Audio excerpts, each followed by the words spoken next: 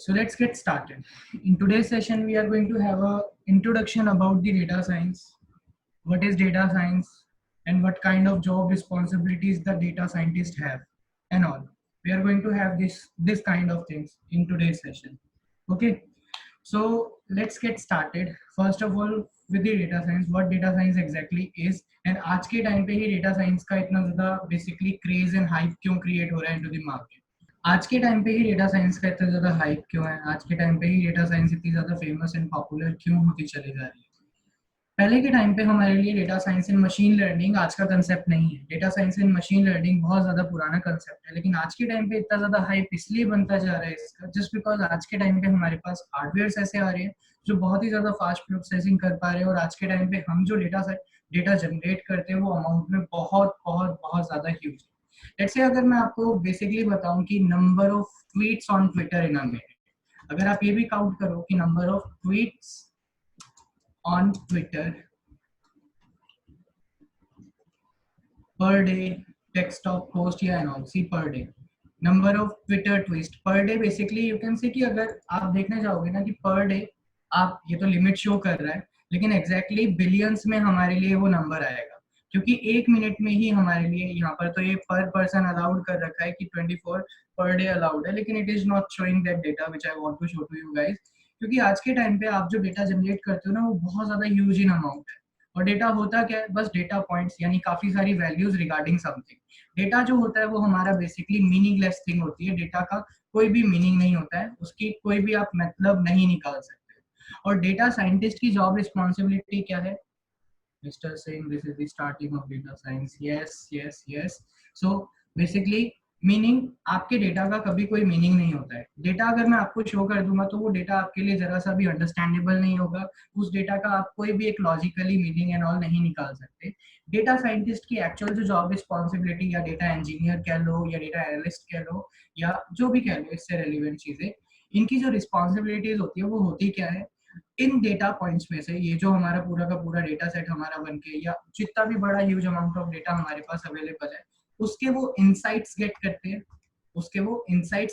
हैं, और उन इनसाइट्स को वो यूज करते हैं किसके लिए? बिजनेस प्रॉब्लम को सॉल्व करने के लिए. किसी भी बिजनेस प्रॉब्लम को सॉल्व करने के लिए बेसिकली एक डेटा साइंटिस्ट की जॉब रिस्पॉन्सिबिलिटी सिर्फ ये होती है कि उसको काफी सारा डेटा मिलता है या वो खुद से कलेक्ट करता है काफी सारा data, and data is good for nothing. Data को देखकर कुछ भी आपके समझ में कभी भी नहीं आ सकता. डेटा साइंटिस्ट या डेटा इंजीनियर या मशीन लर्निंग इंजीनियर या डेटा एनालिस्ट बेसिकली करता क्या है आपके लिए? वो उस डेटा में से इंसाइट्स अचीव करता है, उसमें से इंसाइट्स निकालता है और उन इंसाइट्स को यूज करता है अपने बिजनेस की ग्रोथ के लिए कि अपना बिजनेस हम इम्प्रूव कर सकें. So how basically a data scientist basically अपनी जॉब करता कैसे है या उसकी जॉब रोल में क्या क्या चीजें इंक्लूड होती हैं, इसके बारे में हम सबसे पहले बात करने वाले हैं. तो सबसे पहले एक डेटा साइंटिस्ट की जॉब रिस्पॉन्सिबिलिटीज में आती है क्या क्या चीज है. मैं एक बहुत ही बेसिक एग्जांपल के साथ आपको समझाऊंगा. सपोज एक रियल स्टेट कंपनी है, सब यही एग्जांपल लेते हैं तो लेट्स हम भी यही एग्जांपल लेते हैं.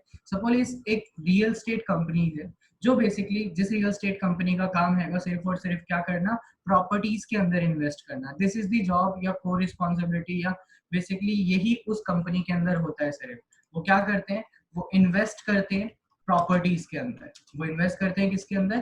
प्रॉपर्टीज के अंदर. हमारे लिए वो रियल स्टेट कंपनी जो है वो इन्वेस्ट करती है. ओके लेकिन कोई भी रियल स्टेट कंपनी ऐसे ही तो किसी भी प्रॉपर्टी के अंदर इन्वेस्ट नहीं कर सकती. सपोज इस एक रियल स्टेट कंपनी है हमारी XYZ, उसको पता लगा कि सम ABC लोकेशन पे एक प्रॉपर्टी है जिस प्रॉपर्टी का जो कॉस्ट है वो around you can say 10 crore है. So this real state company is now interested to invest in that basically project.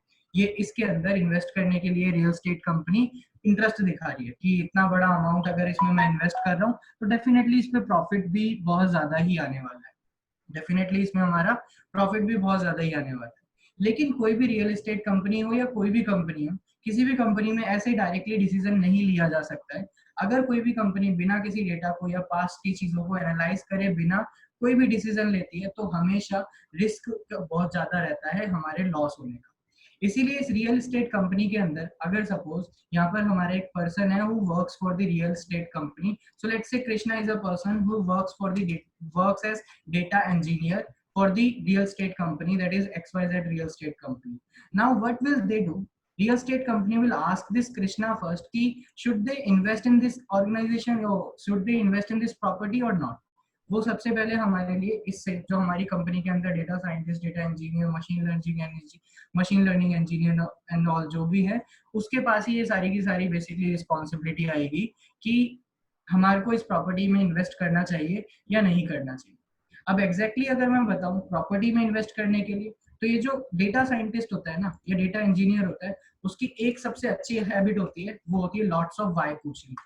यानी कि अगर रियल एस्टेट कंपनी ने उस अपने डेटा इंजीनियर से पूछा कि हमें इस प्रॉपर्टी में इन्वेस्ट करना चाहिए या नहीं करना चाहिए, तो एक डेटा साइंटिस्ट या डेटा एनालिस्ट की सबसे अच्छी हैबिट मानी जाती है कि लॉट्स ऑफ वाई पूछे हो, कि ये प्रॉपर्टी है, इसमें क्यों इन्वेस्ट करना चाहते हो, इसमें ऐसी क्या खास चीज हैगी जो आप इसमें इन्वेस्ट करना चाहते हो, इसके फीचर्स क्या हैंगे इस प्रॉपर्टी में इन्वेस्ट करने के, ये आपको 10 करोड़ यहाँ पर वर्थ बोल रहे हैं कि आपको इतना इन्वेस्ट करना पड़ेगा, एग्जैक्टली इसकी इतनी वर्थ है भी या नहीं हैगी, इसके नियर बाय और जो प्रॉपर्टीज हैं उनकी क्या बेसिकली वैल्यू है. मतलब एक डेटा साइंटिस्ट को हमेशा लॉट्स ऑफ वाई पूछने की आदत होनी ही चाहिए. Keep this thing in your mind. जो data scientist lots of whys पूछता है वही बेस्ट माना जाता है. क्यों? क्योंकि वो हर चीज की एक तर्क ढूंढता है, हर चीज का एक फैक्ट ढूंढता है, एक रीजन ढूंढता है कि अगर ये है ऐसा तो ऐसा है क्यों. इसी वजह से वो सेंस कर पाता है उसके डेटा. अब बेसिकली डेटा साइंटिस्ट को जब रियल एस्टेट कंपनी ने पूछा कि should they invest in this property और नॉट, तो बेसिकली उस डेटा साइंटिस्ट ने काफी सारी क्रॉस क्वेश्चनिंग करनी स्टार्ट कर दी with this real estate company. और उसने बोला एक बात कि मुझे ये सारी की सारी मैं डिसीजन लेने में आपको हेल्प करूंगा, लेकिन मेरे को इस प्रॉपर्टी के रिगार्डिंग काफी सारी डेटा चाहिए होगा. यानी कि इस प्रॉपर्टी के रिगार्डिंग अब क्या क्या डेटा हमारे को चाहिए. लेट्स से इसकी लोकेलिटी कैसी है, कि कैसी लोकेलिटी में है, ये हमारी लोकल लोकेलिटी में है, पॉश है, upper class, upper middle class, lower class, कैसी लोकेलिटी में ये लोकेट करता है. जहां पर ये प्रॉपर्टी है वहां पर क्राइम रेट क्या है, क्योंकि ऑब्वियस सी बात है, सपोज आपको एक प्रॉपर्टी में इन्वेस्ट करना, आपको एक घर मिल रहा है और वो है चंबल की घाटी में, वहां पर रोज डाकुओं के अटैक होते हैं, तो सिंपल सी बात है उस प्रॉपर्टी का अमाउंट जो होगा वो बहुत ज्यादा कम होगा, क्योंकि वहां पर क्राइम रेट बहुत ज्यादा है. तो आपको लोकेलिटी भी मैटर करती है इसके प्राइस में, क्राइम रेट भी बहुत ज्यादा मैटर करता है. इस घर के फीचर्स क्या है, इस घर का एरिया क्या है, एरिया एंड फीचर्स बोल दो. लेट्स से इसके एरिया एंड फीचर्स मतलब इसके घर में खासियत क्या है जो इसको एक 10 करोड़ का घर बनाती है, इस प्रॉपर्टी में ऐसी क्या चीज हैगी जो इसे बेसिकली 10 करोड़ का घर बनाती है, ऐसी क्या इसमें बेसिकली एक अच्छी सी चीज हैगी. और इस रियल एस्टेट कंपनी ने ऑलरेडी काफी सारी मतलब प्लॉट्स, लैंड्स वगैरह में इन्वेस्ट कर रखा है, तो वो प्रीवियस डेटा भी हमारे को काफी सारा दिया है इस ऑर्गेनाइजेशन ने, कि हमने प्रीवियसली हमारे पास हमने इस लोकेलिटी के, इस क्राइम रेट के, इस एरिया एंड फीचर की प्रॉपर्टी के ऊपर इन्वेस्ट करा था और हमने उसमें ये XYZ अमाउंट इन्वेस्ट कर पाए थे. यानी कि अकॉर्डिंगली अब हमारे को काफी सारा डेटा यहाँ पर उस डेटा साइंटिस्ट को दे दिया गया है. अब उस डेटा साइंटिस्ट या डेटा एनालिस्ट या डेटा इंजीनियर की जो जॉब रिस्पॉन्सिबिलिटी बनती है, सबसे पहली जॉब रिस्पॉन्सिबिलिटी बनती है उसकी, इस डेटा सेट को वो पूरा जो डेटा उसे मिला है उसको वो एनालाइज करे, उसे अंडरस्टैंड करे. एक्चुअली अगर आप कभी भी किसी भी ऑनलाइन रिसोर्स से डेटा को डाउनलोड करते हो, किसी डेटा सेट को डाउनलोड करते हो, तो सिर्फ आपको डेटा सेट नहीं मिलता है, उस डेटा सेट की स्पेसिफिकेशन फाइल भी मिलती है कि उस डेटा सेट के अंदर जो वेरिएबल है, किस वेरिएबल का क्या मतलब है, कौन सा वेरिएबल किस वेरिएबल से कितना रेलिवेंट है, ये सारी की सारी चीजें सबसे पहले उस डेटा साइंटिस्ट को अंडरस्टैंड करनी पड़ती है. उसके बाद ही वो एनालिसिस ऑपरेशन परफॉर्म कर सकता है, उससे पहले वो एनालिसिस ऑपरेशन अपना परफॉर्म ही नहीं कर सकता है. तब उसने देखा कि हमारे पास यहाँ पर इतने सारे डेटा पॉइंट्स अवेलेबल हैं और हमारे को इस रियल एस्टेट कंपनी ने पहले का भी काफी सारा डेटा दिया है, और उस डेटा के अकॉर्डिंगली उन्होंने पहले भी काफी सारा बड़ा बड़ा अमाउंट इन्वेस्ट कर रखा है ऑलरेडी इन दी प्रॉपर्टी. अब उसने देखा प्रीवियस डेटा के अकॉर्डिंगली कि जो हमारे लिए रियल एस्टेट ने पहले जो डेटा बेसिकली हमारे लिए इन्वेस्ट करा था, उस डेटा के अकॉर्डिंगली जो अमाउंट उसने इन्वेस्ट करा है, उस डेटा को उसने पूरा प्रॉपर्ली एनालाइज करा. उसने देखा कि अगर लोकेलिटी पॉश है तो अमाउंट ज्यादा होगा, उसने देखा क्राइम रेट अगर कम है तो हमारा अमाउंट और ज्यादा होगा, और एरिया ज्यादा है, फीचर्स ज्यादा है तो अमाउंट हमारा और ज्यादा होगा. यानी कि ये तीनों जो हमारे वेरिएबल्स हैं हमारे डेटा सेट के अंदर, ये अमाउंट ऑफ प्रॉपर्टी, उस प्रॉपर्टी की वर्थ से बहुत ज्यादा रिलेट करते हैं, इनके साथ कॉरिलेशन बहुत ज्यादा हाई है. यानी कि ये तीनों के तीनों इसके साथ बहुत ज्यादा रिलेट करते हैं इस अमाउंट के साथ. तो ये वाले जो हमारे वेरिएबल्स हैं या ये वाले जो हमारे डेटा पॉइंट है, डेटा साइंटिस्ट ने इनको रिकॉग्नाइज करा, इनको अंडरस्टैंड करा कि अगर हमारे लिए क्राइम रेट घटता है तो अमाउंट बढ़ता है. ठीक है, अगर क्राइम रेट कम होगा तो अमाउंट बढ़ेगा। लोकेलिटी हमारे पास पॉश है, मिडिल क्लास है, अपर मिडिल क्लास है, अपर क्लास है एंड काफी सारी क्लासेस है हमारे पास। तो अगर पॉश होता है लोकेलिटी तो हमारा अमाउंट बढ़ेगा, एरिया एंड फीचर्स बढ़ते हैं तो हमारा अमाउंट बढ़ेगा। लेकिन क्राइम रेट अगर बढ़ता है तो अमाउंट घटता है। सो उसने पहले सबसे पहले अपने डेटा सेट को अंडरस्टैंड करा। अब डेटा सेट को अंडरस्टैंड करने के बाद उसे पता लग गया कि कौन कौन से वेरिएबल उसके इस डिसीजन से रिलेट करते हैं और कौन कौन से वेरिएबल उसके इस डिसीजन से किस प्रॉपर्टी में इन्वेस्ट करना चाहिए या नहीं करना चाहिए, अगर करना चाहिए तो कितने वर्थ होगी इस प्रॉपर्टी की, प्रॉफिट आएगा या नहीं आएगा एंड ऑल। इन सारे इनसाइट्स को बेसिकली अब गेट करेगा इस डेटा पॉइंट में से। यही हमारे इनसाइट्स है कि अगर इस कंपनी को, ये जो रियल एस्टेट कंपनी है, इसको इस प्रॉपर्टी में इन्वेस्ट करना चाहिए या नहीं करना चाहिए। अगर करना चाहिए तो इसको एग्जैक्टली 10 करोड़ इन्वेस्ट इसमें करने चाहिए, क्या ये इतनी वर्थ करती है या नहीं, ये सारी चीजें डिसाइड करेगा वो डेटा साइंटिस्ट इस डेटा सेट के इनसाइट्स गेट करके। और फिर उन इनसाइट्स की हेल्प से उस रियल एस्टेट कंपनी को बताएगा कि इसके अंदर हमारे को बेसिकली इन्वेस्ट करना चाहिए या नहीं करना चाहिए। अब वो डेटा साइंटिस्ट क्या क्या ऑपरेशन परफॉर्म करेगा। सबसे पहले जो भी डेटा सेट हमारे को मिलता है, कई बार हमारे को बना बनाया मिलता है, कई बार हमारे को खुद से डेटा सेट कलेक्ट करना पड़ता है, जिसके लिए हम पाइथन में वेब स्क्रैपिंग एंड और ये सारी चीजें काफी सारी यूज करते हैं एग्जैक्टली। तो कई बार हमारे को डेटा सेट बना बनाया मिलता है, कई बार हमारे को बनाना पड़ता है खुद से data set, lots of wise पूछ के, काफी सारे वाइज पूछ के, काफी सारे रिसोर्सेज पे जा जाकर डेटा सेट हमारे को खुद से क्रिएट करना पड़ता है कई बार। सो जब हमारा बना बनाया मिला या जब हमने खुद से क्रिएट करा, तो सबसे पहली बात, हमारा जो डेटा सेट हमारे को बन के मिलता है ना, वो इतनी ज्यादा बेटर फॉर्म्ड में नहीं होता है, वो इतना ज्यादा क्लीन नहीं होता है, वो इतना ज्यादा परफेक्ट नहीं होता है, उसमें काफी सारे बेसिकली फॉल्ट्स होते हैं। फॉल्ट्स यानी कि सबसे बुरा फॉल्ट होता है वो है डुप्लीकेट्स, यानी कि डुप्लीकेट वैल्यूज को सबको हैंडल करना पड़ता है। कई बार क्या होता है, आपने एक एक्सेल फाइल इंटरनेट से डाउनलोड करी, उसके अंदर डुप्लीकेट रोज एंड ऑल आ रखी है, तो ये सारी चीजों को उसी को टैकल करना पड़ेगा। कई बार होगा कि उसके डेटा सेट के अंदर काफी सारी किसी कॉलम में इनएप्रोप्रिएट वैल्यूज लिखी हुई है, लेट्स से क्लीन करना पड़ेगा उस डेटा को। यानी कि सपोज क्राइम रेट मैं जो यहाँ पर मेजर कर रहा हूँ वो मैं नंबर्स में मेजर कर रहा हूँ, लेकिन कुछ क्राइम रेट वाली रोज के अंदर कुछ वर्ड लिखे हुए हैं, लेट्स से हाई लिखा हुआ है, लेट्स से यहाँ पर हाई लिखा हुआ है। अब सपोज मैं आपको शुरू से एंड तक नंबर्स देते हुए आ रहा हूँ 1 to 10 और बीच में सडनली हाई आ गया, तो आप तो एकदम से मतलब यूं सोचोगे कि अभी तक तो मेरे को नंबर दिख रहे थे और सडनली यहाँ पर हमारे को कैटेगोरिकल यानी कि अल्फाबेट वाला डेटा मिल चुका है। सो इस केस में अब हम इसको कैसे रिलेट करें अदर पॉइंट से जो हमारे सेम कॉलम के अंदर अवेलेबल है। तो ऐसी सिचुएशन में हमारे को उस डेटा को क्लीन करना पड़ता है, यानी कि उस डेटा का सेंस बनाना पड़ता है। हमारे लिए अभी ये जो हाई है वो कोई सेंस नहीं करता हमारे इस कॉलम में, क्योंकि उसमें सारे के सारे जो अदर डेटा पॉइंट्स है वो सारे के सारे नंबर्स रिप्रेजेंट कर रहे हैं, लेकिन यहाँ पर हमारा ऑल ऑफ द मिडल बीच में अचानक से हाई आ गया। सो हमारे को उसको क्लीन करना पड़ेगा, यानी कि हमारे को अपने डेटा सेट को फुल्ली प्रिपेयर करना पड़ता है, बिना मतलब उसके ऊपर कोई भी ऑपरेशन और परफॉर्म करने से पहले हमारे को अपने पूरे के पूरे डेटा सेट को क्या करना पड़ता है, सबसे पहले क्लीन करना पड़ता है और उसके अंदर उसको बिल्कुल ready to perform stat operation करना पड़ता है। उसके बाद वो डेटा साइंटिस्ट क्या काम करेगा हमारे लिए, उसके बाद वो डेटा साइंटिस्ट, अब हमने अपने डेटा सेट को क्लियर तो कर लिया है, सब कुछ हमारे लिए वेल डिफाइंड है, अब वो डेटा साइंटिस्ट उसके ऊपर थोड़े से स्टैट्स परफॉर्म करेगा। स्टैट्स परफॉर्म करने के बाद ही वो डेटा साइंटिस्ट बेसिकली उस डेटा सेट के अंदर से इनसाइट्स को गेट कर पाता है। फिर जाकर उसे पता लगता है कि पॉश लोकेलिटी, यानी कि जो जो हमारी प्रॉपर्टी की पॉश लोकेलिटी थी उनकी वर्थ ज्यादा थी, जहां जहां क्राइम रेट कम था उनकी वर्थ यहाँ पर हमारे पास ज्यादा थी एंड ऑल।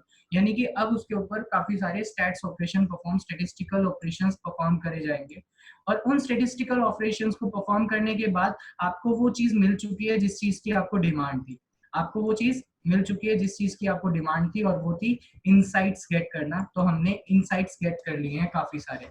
हमारे को अब उस डेटा को जो हमने यहाँ पर कलेक्ट करा था, उस डेटा से हमने काफी सारे इनसाइट्स गेट कर लिए हैं। हमारे को पता लग गया है कि अगर पॉश लोकेलिटी है तो ज्यादा अमाउंट है, क्राइम रेट कम है तो ज्यादा अमाउंट है, एरिया एंड फीचर्स ज्यादा है तो ज्यादा कम अमाउंट है हमारा। सपोज क्राइम रेट हाई है और एरिया भी हमारा बहुत ज्यादा बड़ा है, तो क्या उसका अमाउंट ज्यादा होगा? डेफिनेटली नॉट, क्योंकि क्राइम रेट को लो भी होना चाहिए। ये तीनों वेरिएबल हमारे वर्थ के साथ बहुत ज्यादा रिलेट करते हैं, इसीलिए ये तीनों वेरिएबल्स की वैल्यूज को हमारे को ध्यान से नजर रखनी पड़ेगी। ये सब करने के बाद हमारे को हमारे इनसाइट्स मिल तो चुके हैं, लेकिन जो इनसाइट्स हमारे को मिले हैं वो है नंबर्स फॉर्म में, यानी कि आपको पता लगा है न्यूमेरिकल्स। अब आपको न्यूमेरिकल्स पता है क्योंकि ऑब्वियस ही बात है, अगर आप कोई एक मैथ ऑपरेशन परफॉर्म करोगे तो रिजल्ट भी आपको नंबर्स में ही तो मिलेगा। हमने स्टैट्स अप्लाई करी, स्टैट्स अप्लाई करने के बाद हमारे को जो रिजल्ट मिला वो ऑब्वियसली बात है नंबर्स में ही मिलेगा हमारे को रिजल्ट। अब वो जो न्यूमेरिकल्स है वो हमारे लिए तो बहुत ज्यादा अंडरस्टैंडेबल है, हम उन न्यूमेरिकल्स को बहुत हैप्पीली अंडरस्टैंड कर सकते हैं। एवरी मतलब अगर किसी को भी मैथ पसंद है या किसी को नंबर्स के साथ वर्क करना पसंद है तो वो न्यूमेरिकल्स एक पर्सन के लिए बहुत ज्यादा इजी टू अंडरस्टैंड है। लेकिन ये क्वेश्चन इस डेटा साइंटिस्ट से पूछा किसने था कि हमारे को इस प्रॉपर्टी में इन्वेस्ट करना चाहिए या नहीं करना चाहिए, यानी कि इस रियल स्टेट कंपनी ने हमारे से पूछा था। अब ये रियल स्टेट कंपनी है तो जरूरी नहीं है कि इस एक रियल स्टेट कंपनी के अंदर जितने भी बंदे काम करते हैं सारे फैमिलियर होंगे नंबर्स के साथ। एंड अगर नंबर्स के साथ फैमिलियर भी हैं तो ह्यूमन माइंड ये साइंटिफिक प्रूवन है कि आप जो भी चीज पढ़ते हो ना उसको रीड करने के बाद उसे आप इतनी जल्दी समझ नहीं सकते जितनी जल्दी आप उसे समझ लोगे एक विजुअलाइजेशन के थ्रू। आप उसे देखकर जितनी जल्दी समझ लोगे ना उतनी जल्दी आप उसे पढ़कर नहीं समझ सकते और ना ही लंबे समय के लिए याद रख सकते हो। ये साइंटिफिकली प्रूवन है कि human minds are basically not prepared to memorize the things forever which they read। जो वो रीड करते हैं वो उनको हमेशा के लिए याद नहीं रहती है, लेकिन जो एक बार देख लेते हैं वो हमारे को विद इन अ सेकेंड हमारे को समझ में आ जाता है कि वो चीज क्या है, क्या चीज वो रिप्रेजेंट कर रही है एंड ऑल, और प्लस वो चीज हम आगे लंबे समय तक याद रख पाते हैं। तो अब उस डेटा साइंटिस्ट को क्या करवाना पड़ेगा, उस डेटा साइंटिस्ट को अब करवानी पड़ेगी विजुअलाइजेशन, यानी कि अब वो ग्राफ्स एंड ऑल या जो भी वेज उसके पास अवेलेबल है मोड्स ऑफ डेटा विजुअलाइजेशन, वो इन न्यूमेरिकल्स को, ये जो हमारे न्यूमेरिकल्स हैं वो इनको विजुअलाइज कराएगा। इनको विजुअलाइज करवाने के बाद अब उसके पास एक प्रॉपर सी प्रेजेंटेशन अवेलेबल है। और एक डेटा साइंटिस्ट की जॉब रिस्पॉन्सिबिलिटी में सबसे इंपॉर्टेंट कंसेप्ट होता है डेटा विजुअलाइजेशन। क्यों? क्योंकि एक डेटा साइंटिस्ट को नॉन टेक्निकल पर्सन के साथ भी कम्युनिकेट करना पड़ता है। क्यों करना पड़ता है? क्योंकि उन नॉन टेक्निकल पर्सन्स को ही उस डेटा साइंटिस्ट को अपने वर्क के बारे में समझाना पड़ता है। अगर मैं एक नॉन टेक्निकल बंदे को मेरा पाइथन का कोड उठाकर दिखा दूंगा तो उसके कुछ भी समझ में नहीं आएगा, उसको आउटपुट भी दिखा दूंगा तो भी कुछ समझ में नहीं आएगा, क्योंकि black screen white words, he is not familiar with all this stuff. So basically उसको जो समझ में आता है हमारे को उस लैंग्वेज में उसको ये सारा का सारा स्टफ समझाना पड़ता है। तो अब बेसिकली उस डेटा साइंटिस्ट को क्या करना पड़ेगा, उस डेटा साइंटिस्ट को सारे के सारे डेटा को विजुअलाइज करवाना पड़ेगा। विजुअलाइज करवाने के बाद वो हैप्पीली समझा सकता है इस रियल स्टेट ऑर्गेनाइजेशन को कि उन्हें इस बिल्डिंग में यानी कि इस प्रॉपर्टी में इन्वेस्ट करना चाहिए तो कितने अमाउंट के साथ इसके साथ इन्वेस्टमेंट करना चाहिए, क्योंकि अब उसे पता है कि इसकी नेटवर्थ कितनी हो सकती है, प्रॉफिट कमाने का कितना स्कोप है इसमें, इसकी एग्जैक्ट वैल्यू क्या है। ऐसा थोड़ी ना कि इस प्रॉपर्टी ओनर ने 10 करोड़ मान लिए तो वो 10 करोड़ दे ही देंगे, ऐसा बिल्कुल भी नहीं है। ऑब्वियसली बात है, अब वो यहाँ पर इसकी वर्थ बता सकता है डेटा साइंटिस्ट की इतनी वर्थ है, यहाँ पर क्यों इतनी वर्थ है इसकी, क्योंकि यहाँ पर क्राइम रेट इतना ज्यादा है, लोकेलिटी इसकी अच्छी नहीं है या एरिया इसका कम है एंड ऑल, उसके अकॉर्डिंगली वो इन सारी चीजों को प्रॉपरली एक्सप्लेन कर सकता है और ये चीजें इन लोगों के समझ में भी आएंगी। एक डेटा साइंटिस्ट की जो जॉब रिस्पॉन्सिबिलिटी होती है वो ऑलमोस्ट इतनी होती है, लेकिन आज के टाइम पे ये जो काम है, ये जितने भी चीजें मैंने यहाँ पर ड्रॉ करी है, ये जो कुछ भी मैंने यहाँ पर लिखा है, ये एक कंपनी के अंदर करे जाने वाले फ्रीक्वेंट ऑपरेशंस है। तो हर बार हर प्रॉपर्टी के अंदर अगर किसी भी डेटा मतलब रियल स्टेट कंपनी को इन्वेस्ट करना है तो वो हर बार अपने डेटा साइंटिस्ट के पास नहीं जाएगी, वो हर बार जाकर उसे नया डेटा सेट नहीं पकड़ाएगी, वो हर बार जाकर यूं नहीं कहेगी कि मुझे अब इस प्रॉपर्टी के लिए बताओ इसमें इन्वेस्ट करूं या नहीं करूं, या उस प्रॉपर्टी के लिए बताओ कि उसमें इन्वेस्ट करूं या नहीं करूं। अब यही चीज यहाँ पर हमारी आगे मूव कर जाती है to the machine learning. Data science और मशीन लर्निंग दोनों एक दूसरे से इंटरकनेक्टेड कॉन्सेप्ट्स हैं। डेटा साइंस करे बिना मशीन लर्निंग नहीं करी जा सकती, मशीन लर्निंग करने के लिए आपको थोड़ी बहुत डेटा साइंस आनी जरूरी ही है, कभी भी डायरेक्टली आप डेटा साइंस के लिए मूव नहीं कर सकते। Okay, so is this flow understood कि क्या एग्जैक्टली डेटा साइंटिस्ट को करना क्या पड़ता है? Give me a quick confirmation into the chat box so we can move ahead.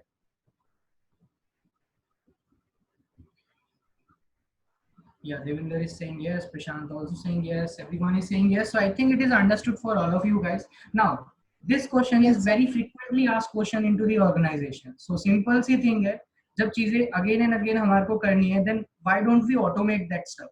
हम इन सारी चीजों को automate क्यों ना कर दें? हमने इवन अपने कोर पाइथन में भी पढ़ा था कि जब हमारे को चीजों को एक ही चीज को अगेन एंड अगेन करना है, थोड़े से उसके अंदर माइनर चेंजेस के साथ, तो why don't we automate them? हम उन्हें ऑटोमेट क्यों ना कर दें, जिससे हमारे लिए रिपीटेड टास्क बचेंगे, हमारे को एक ही operation again and again perform नहीं करना पड़ेगा। सो बेसिकली अब उस डेटा साइंटिस्ट ने क्या करा, उस पूरे डेटा सेट को प्रिपेयर करके रख दिया। उसने हमारे लिए काफी सारे इंसाइट्स एंड ऑल गेट कर लिए, और उसने काफी सारे डेटा सेट को, अपने पूरे डेटा सेट को प्रिपेयर करके रख लिया। Here comes the concept of machine learning. अब मशीन लर्निंग होती क्या है? अगर मैं बताऊं गाइस एक सिंपल लैंग्वेज में, मशीन लर्निंग का एक सिंपल लैंग्वेज में बताऊं, तो मशीन लर्निंग के साथ सिर्फ दो काम करे जा सकते हैं। या तो चीजों को कैटेगराइज मींस क्लस्टरिंग करी जा सकती है, या हम प्रिडिक्शन कर सकते हैं with the help of machine learning. Machine learning and data science are all about making prediction and clustering the things, nothing else. Clustering the things means and making basically prediction means क्या होता है, किस kind के algorithms हम उसमें use कर सकते हैं, हम उसके बारे में भी बात करेंगे। लेकिन सबसे पहले machine learning is all about making prediction and categorize और क्लस्टरिंग द थिंग्स, और कुछ भी नहीं होता है हमारा machine learning. Let me give you an example of this thing. Now see, अब हमारे पास बेसिकली उसी सेम ऑर्गेनाइजेशन ने आकर हमारे को एक प्रॉपर्टी की और डिटेल दी। उस प्रॉपर्टी की डिटेल में उसने हमारे को उस प्रॉपर्टी की लोकेलिटी बताई कि उसकी लोकेलिटी क्या है, उस प्रॉपर्टी का क्राइम रेट बताया कि वहां पर उस लोकेशन पे क्राइम रेट क्या है, उसका area and features and all भी बताया कि हमारा इस जो भी लोकेशन है उसके एरिया में उस कितना एरिया है उस प्रॉपर्टी का, और उस प्रॉपर्टी की क्या क्या खासियत है, क्या क्या बढ़िया चीजें उसके अंदर बनी हुई है। तो एरिया एंड फीचर्स भी उसने हमारे को यहाँ पर बताया, एरिया एंड फीचर्स भी उसने यहाँ पर हमारे को बता दिया। सो नाउ सी, अब हमारे पास लोकेलिटी है, क्राइम रेट है, एरिया एंड फीचर्स अवेलेबल है, यहाँ पर हमारे पास काफी सारी चीजें अवेलेबल है, और हमारे पास पहले का एक बना बनाया डेटा सेट अवेलेबल है, जिसके अंदर यू कैन से कि हमारे लिए एक कॉलम हमने और ऐड कर रखा है, लोकेलिटी है, क्राइम रेट है, एरिया है, और फिर यहाँ पर हमारे लिए इस डेटा सेट के अंदर वर्थ लिखी हुई है कि अगर ये locality, crime rate and area होता है तो इसकी वर्थ जो होगी वो इतनी होगी। अगर ये XYZ क्राइम रेट, लोकेलिटी और एरिया होता है तो इसकी वर्थ ये ABC होगी। मतलब हमारे पास ये डेटा सेट ऑलरेडी प्रिपेयर्ड है। अब हमारे को जैसे ही ये न्यू इन्फॉर्मेशन यहाँ पर मिली, हमने ऑलरेडी हमने क्या करके रख रखा है, with the help of this data set, ये जो हमारा डेटा सेट अवेलेबल है, इस डेटा सेट के ऊपर हमने बेसिकली मशीन लर्निंग को यूज कर रखा है। अब मशीन लर्निंग को यूज कर रखा है मतलब, मशीन लर्निंग को यूज करने का मतलब क्या है हमारा, हमने इस डेटा सेट को बेसिकली उठाया, और उठाकर हमने थोड़ी सी मशीन लर्निंग इसके साथ यूज करी है। मशीन लर्निंग में बहुत सारे एल्गोरिथम्स हैं जिनके बारे में हम पढ़ेंगे, और जिनको हम कब कौन सा एल्गोरिथम यूज करना चाहिए ना। हमने इस डेटा सेट से मशीन लर्निंग की हेल्प से अपनी मशीन को सिखा दिया कि ये अगर हमारा डेटा सेट है, ये अगर हमारे डेटा पॉइंट्स है, तो इसकी वर्थ कितनी होगी। हमने ये सारी चीजें अपनी ऑलरेडी मशीन को सिखा दी है कि अगर हमारा लोकेलिटी पॉश है, क्राइम रेट कम है, एरिया ज्यादा है, तो ये हमारी बेसिकली इसकी वर्थ होगी इस प्रॉपर्टी की। ऐसे ही हमने काफी सारे, यू कैन से कि हमने यहाँ पर मान लो मिलियंस ऑफ रोज के थ्रू हमने इस डेटा सेट को ट्रेन कर रखा है। इसके अंदर यू कैन से 1 मिलियन से भी ज्यादा हमारी काफी सारी रोज लिखी हुई है, जिसमें एग्जैक्टली प्रॉपर्टी के सही सही वैल्यूज एंड ऑल लिखे हुए हैं। With respect of that data, इस मशीन ने सीख लिया है कि लोकेलिटी का मतलब क्या है, क्राइम रेट का क्या मतलब है, एरिया एंड फीचर्स का क्या मतलब है, इन तीनों वेरिएबल्स का हमारे वर्थ पे क्या इफेक्ट पड़ता है, लोकेलिटी के बदलने से क्या हमारे वर्थ पे इफेक्ट पड़ेगा या नहीं पड़ेगा। ये सारी चीजें हमारे लिए जो मशीन लर्निंग है, ये मशीन अंडरस्टैंड करना सीख चुकी है। कैसे सिखाते हैं वो सब हम आगे चल के बात करेंगे आफ्टर द डेटा साइंस, लेकिन इसने हमारे लिए ये सारी की सारी चीजें सीख ली। तो जैसे ही अब हमने यहाँ पर इसको ये डेटा इनपुट कराया मशीन को, जैसे ही मैंने यहाँ पर ये वाला जो डेटा है हमारा, मैंने बताया कि ये XYZ लोकेलिटी है, और ये हमारा X क्राइम रेट है, और हमारा X basically area and feature है। मैंने जैसे ही ये डिटेल्स इसके अंदर इनपुट करी, with respect of this trained data set, इसने हमारे को एक नया आउटपुट निकाल के दे दिया, यानी कि इसने हमारे को इस प्रॉपर्टी की वर्थ खुद ब खुद बता दी। यानी कि कहने का मतलब मेरा अब ये है, अगर आप उस कंपनी को, किसी भी उस रियल स्टेट कंपनी को अगेन किसी प्रॉपर्टी के रिगार्डिंग इंफॉर्मेशन लेनी हो, अगर उस कंपनी को कभी भी पूछना हो कि इस प्रॉपर्टी में इन्वेस्ट करे या ना करे, करे तो कितना अमाउंट इसमें इन्वेस्ट करना चाहिए, तो वो क्वेश्चन अब उसके लिए सेकंडों में आंसर हो सकता है, क्योंकि ये सारा काम ऑलरेडी डेटा साइंटिस्ट करके जा चुके हैं। अब ये जो हमारा पूरा का पूरा प्रोसेस है मशीन लर्निंग की, मशीन को हम कैसे सिखाएं कि वो एक डेटा सेट से लर्न कर सके, इसके बारे में भी हम अगेन अभी आगे चल के बात करने वाले हैं। लेकिन अब हम पाइथन, जितना भी, जिन्होंने भी मेरे से पाइथन पढ़ी है, किसी से भी पढ़ी हो, निशान सर से पढ़ी होगी तो उन्होंने आईडीएलई पे पाइथन का कोड करा होगा। अगर उन्होंने मेरे से पाइथन पढ़ी है तो हम VS कोड पे पाइथन का कोड करते हैं, या मैं पूरी पाइथन नोटपैड पे ही खत्म करा देता हूँ। प्रोजेक्ट तक हमने नोटपैड पे बना रखे हैं। ओके, सो बेसिकली कहने का मतलब अब मेरा ये है, क्योंकि एक डेटा साइंटिस्ट को पब्लिक से, मतलब एक नॉन टेक्निकल पर्सन से भी कम्युनिकेट करना पड़ता है, इसीलिए उस डेटा साइंटिस्ट के लिए अब एक अच्छा प्लेटफॉर्म चाहिए जिसपे वो कोड कर सके। क्योंकि अगर वो notepad, VS code, no doubt इसमें भी आप कोड कर सकते हो और ये डिप्लॉयबल कोड होता है हमारा, वीएस कोड, स्पाइडर, ये सारे काफी सारे पाइथन के आईडीईज हैं, यहाँ पर हम पाइथन का कोड कर सकते हैं। लेकिन in my point of view Python का जो सबसे बेस्ट मैं मानता हूँ डेटा साइंटिस्ट के लिए जो हमारा आईडी है वो है जुपाइटर नोटबुक, और हम पूरे अपने डेटा साइंस के कोर्स में जुपाइटर नोटबुक को ही बेसिकली यूज करने वाले हैं। पूरे कोर्स में हम जुपाइटर नोटबुक की ही बात करने वाले हैं। ओके, क्यों जुपाइटर नोटबुक को यूज करना है उसके रीजंस भी मैं बताऊंगा, क्योंकि उस जुपाइटर नोटबुक को आप एक तरीके से एक एमएस वर्ड डॉक्यूमेंट की तरह रिप्रेजेंट कर सकते हो, आप उसे एक प्रेजेंटेशन की तरह रिप्रेजेंट कर सकते हो, एक पावर पॉइंट की प्रेजेंटेशन की तरह आप उसे रिप्रेजेंट कर सकते हो। जुपाइटर नोटबुक टोटली ओपन सोर्स है, यानी कि अभी तक आपने वीएस कोड में कभी भी कोड करा था तो वीएस कोड में आपने हमेशा सिर्फ कोड ही लिखा है ना। अगर ये आपका वीएस कोड की शीट है तो इसमें पूरी की पूरी शीट के अंदर सिर्फ कोड ही लिखा होगा ना।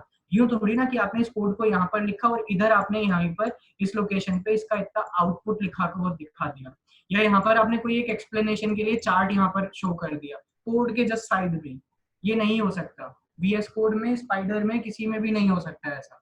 जबकि अगर ये जुपाइटर नोटबुक में आप करोगे तो आपकी मर्जी, आप इमेजेस इंजेक्ट कर सकते हो अपने कोड के अंदर, आप अपने कोड के अंदर वीडियोस ऐड कर सकते हो, अपने कोड के अंदर एक्सटर्नल लिंक्स लगा सकते हो, क्योंकि जो जुपाइटर है वो टोटली ओपन सोर्स है। और जुपाइटर जो है वो बेसिकली 3 लैंग्वेजेस के लिए नेटिव रखकर बनाया गया था, जूलिया, पाइथन और आर लैंग्वेज जुपाइटर। इसको मिलाकर इन तीनों लैंग्वेजेस के इनिशियल्स को उठाकर हमारे लिए नाम बना है जुपाइटर, तो हम जुपाइटर को ही यूज करने वाले हैं।